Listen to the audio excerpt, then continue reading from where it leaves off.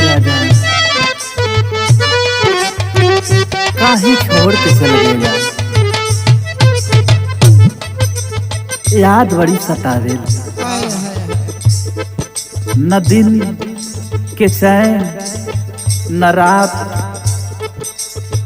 के नैन खुलल रह जाला।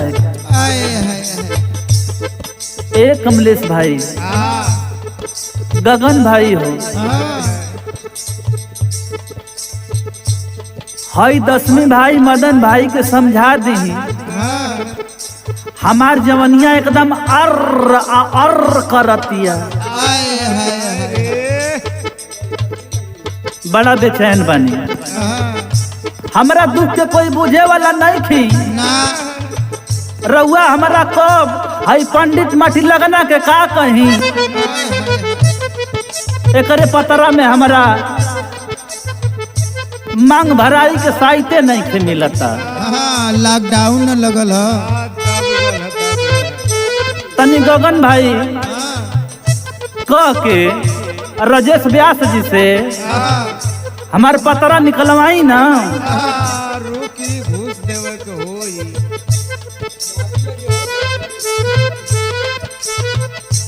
याद में तड़पतिया, कहतिया का कहतिया,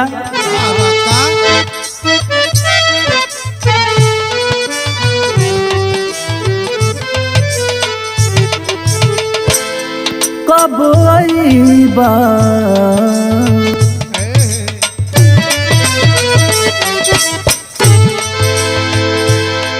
कब आईबा परखी पिया ई नयन के निरखी पिया,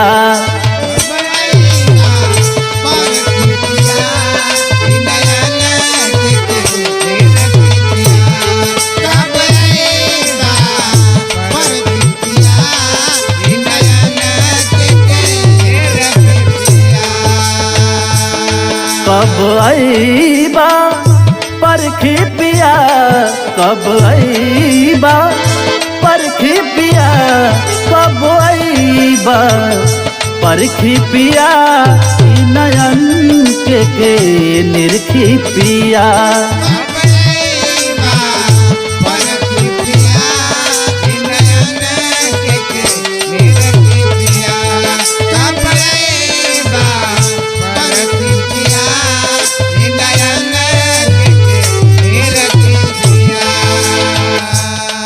कब आईबा परखी पिया,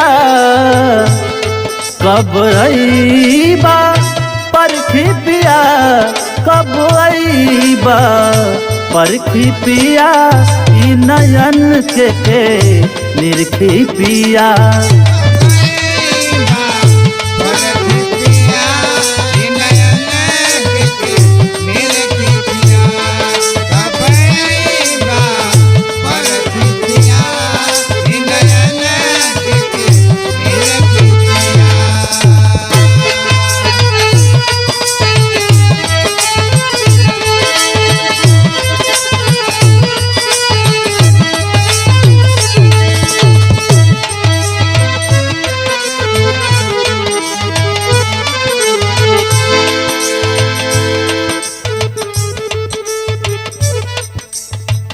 जवानी के लहार में बड़ा सहार में,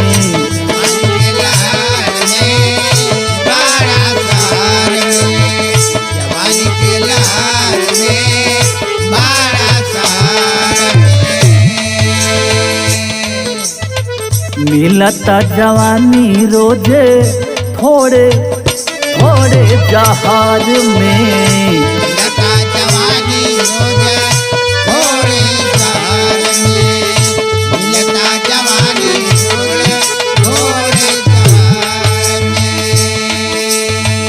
जवानी के लहार में बड़ा सहार में, मिलता जवानी सैया थोड़े थोड़े जहार में।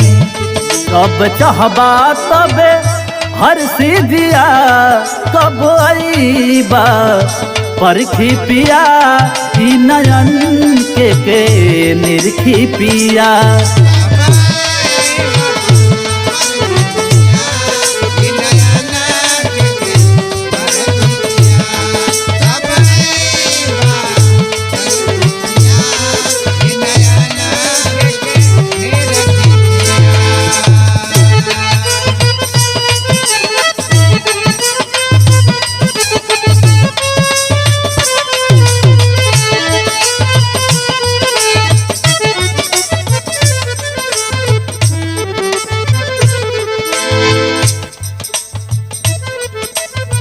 ऐसन रोग की साजन बीने, ऐसन रोग की साजन बीने केहू न जानेला।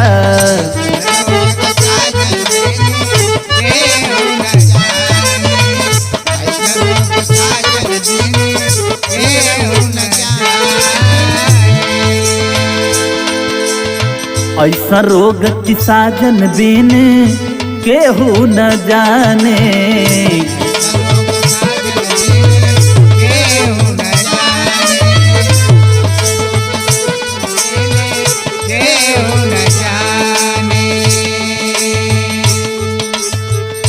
भात भता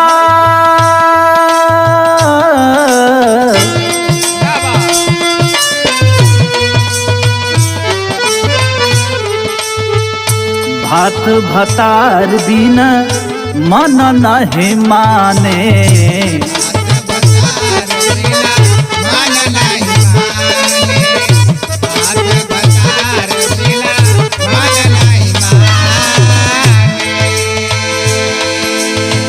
ऐसा रोग की साजन बिन और केहू न जाने। भात भतार बिना मन नहीं माने।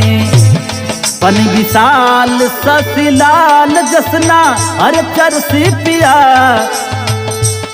बन विशाल ससिलाल जसना चरसी पिया। कब आईबा हो कब आईबा परखी पिया ई नयन के तरसी पिया। कब आईबा